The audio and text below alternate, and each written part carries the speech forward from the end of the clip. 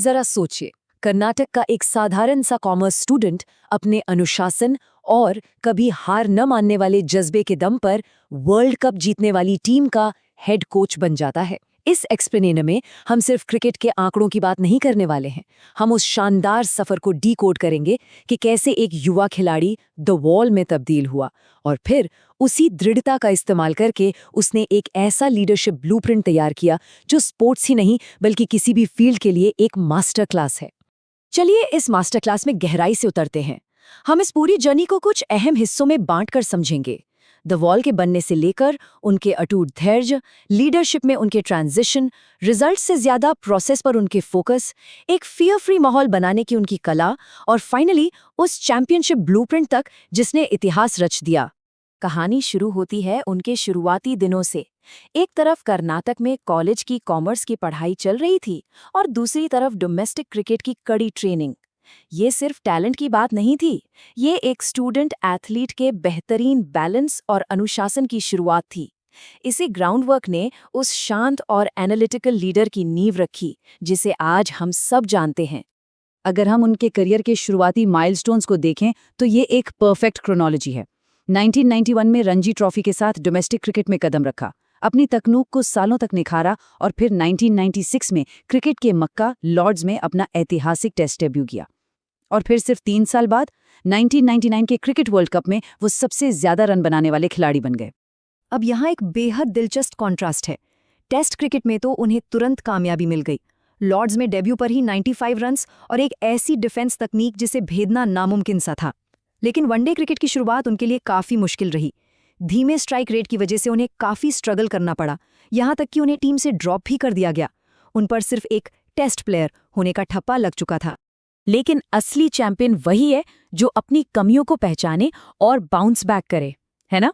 उन्होंने अपनी तकनीक में गजब का बदलाव किया, अपने बैटिंग स्ट्रोक्स की रेंज बढ़ाई, पारी को चतुराई से पेस करना सीखा और तो और टीम का बैलेंस बनाए रखने के लिए विकेट कीपिंग की जिम्मेदारी भी उठा ली। और इसका नतीजा, उसी वनडे फॉर्मेट में उन्होंने 10,889 रनों का पहाड़ खड़ा कर दिया। ये अपने आप को लगातार इवॉल्व करने का एक परफेक्ट एग्जाम्पल है। वनडे में खुद को साबित करने के साथ साथ टेस्ट क्रिकेट में उनकी जो मेंटल टफनेस थी वो एक अलग ही लेवल पे थी। और सच कहूं तो इसी ने उन्हें द वॉल का वो आइकॉनिक नाम दिया।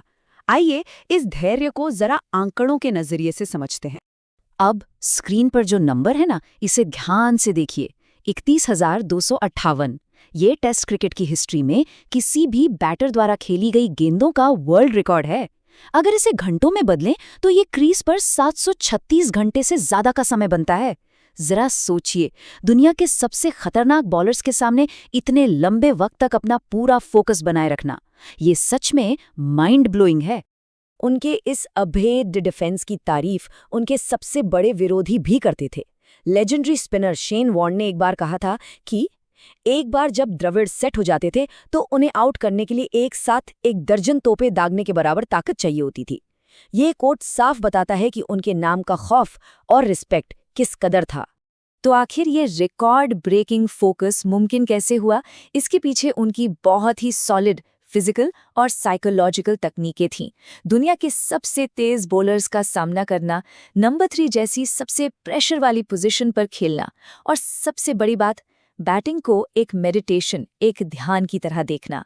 उनके अंदर हर गेंद पर रन बनाने की कोई बेचैनी नहीं होती थी। उनका फोकस सिर्फ और सिर्फ क्रीज पर टिके रहने पर होता था। उनका यही फोकस और डिसिप्लिन उनके अगले चैप्टर की बुनियाद बना। एक खिलाड़ी के तौर पर उन्होंने जो कुछ भी पिच पर सीखा वो उनके स्पोर्ट्स मैनेजमेंट और लीडरशिप के लिए एक तरह से R&D फेज साबित हुआ। यहीं से शुरुआत हुई अगली जनरेशन के क्रिकेटर्स को मेंटर करने की। इस सफर को देखिए, ये बहुत ही सिस्टमैटिक और पेशेंस से भरा हुआ था। वो सीधे टॉप पर नहीं कूदे। पहले नेशनल टीम की कप्तानी, फिर नेशनल क्रिकेट एकेडमी यानी NCA के डायरेक्टर, उसके बाद इंडिया अंडर 19 के हेड कोच और फाइनली सीनियर टीम के हेड कोच। ये एक perfect step by step pipeline है जो बताती है कि एक मजबूत लीडर कैसे तैयार होता है। NCA में उनका अप्रोच पूरी तरह से साइंटिफिक और डेटा ड्रिवन था। उन्होंने एक ऐसा ब्लूप्रिंट तैयार किया जिसमें यंग टैलेंट को ग्रूम करने के लिए स्किल, तकनीक और फिजिकल फिटनेस पर वीकली रिपोर्ट्स बनाई जाती थीं। ऋषभ पंत और शुभम गिल जैसे आज के स्टार्स को इसी सिस्टमैटिक प्रोसेस और वर्कलोड मैनेजमेंट के जरिए तराशा गया। और यहीं से उनकी सबसे खास मैनेजमेंट फिलॉसफी सामने आती है, रिजल्ट से ज़्यादा प्रोसेस पर ध्यान देना। एक बैटर के तौर पर उनके अंदर जो बारीकी और तैयारी की आदत थी, वही आदत उनकी कोचिंग स्ट्रैटेजी का सबसे अहम हिस्सा बन गई। उनका फंडा एकदम क्लियर था, अपनी चेकलिस्ट के हर बॉक्स को टिक करना, टैक्टिकली और टेक्निकली पूरी तरह से तैयार रहना, प्रैक्टिस में खिलाड़ियों को सही तरीके से चैलेंज करना और उन्हें सही मेंटल सपोर्ट देना। उनका मानना था कि अगर आप जीतने के पीछे भागने से पहले अपने प्रोसेस को परफेक्ट कर लें, तो जीत अपने आप झक मार के आपके पीछे आएगी।